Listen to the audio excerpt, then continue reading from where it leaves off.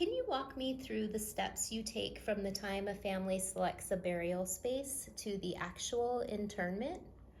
So the way that happens is after the family has met with the funeral director and has chosen the option for a burial casket, we go into the cemetery and we do a tour of the cemetery so that way they can choose if they want to do a row that is a flat marker or if they want an upright headstone, because that makes a difference where we're going to do the placement. We like to show the garden so that way you could choose it as a family where you want your loved one, and you may even want to have a space next to your loved one. Once we have identified what space you want to be buried at or your loved one at the time of need, we do a verification. We want to make sure we take all the proper steps to make sure that the space you chose is available and not sold to somebody else. Great. How would you ensure compliance with cemetery regulations and state laws regarding burial placement?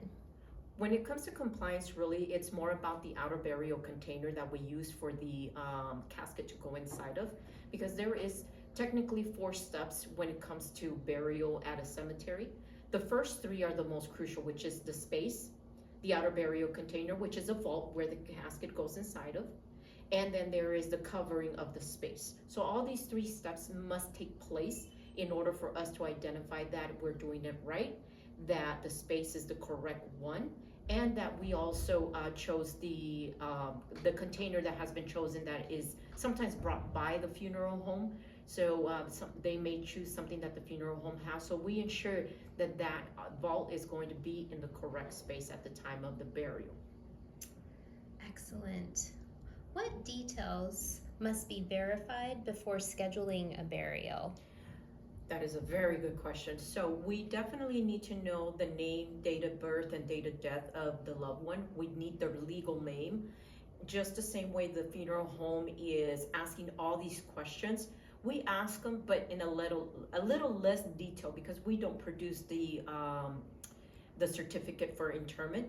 That's through the funeral home. They have to make sure that they have the correct information for us to be able to do the burial, which that means we coordinate with the funeral home as well. So you have 2 entities that are working together. The funeral home who picks up your loved one and brings them under their care, and then you have the cemetery where we are going to do the forever home at that point, right?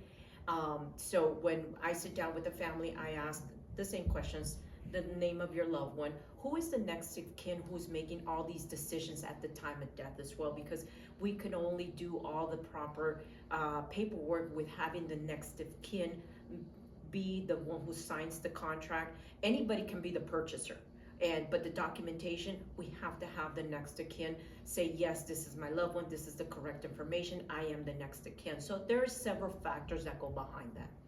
Thank you so much. This is so helpful in understanding the process. I'm so grateful for the professionals, to provide the service. Thank you. We do it because we love what we do, and it's a passion of what we bring to the community, ensuring that their loved ones are going to be taken care of forever. Thank you.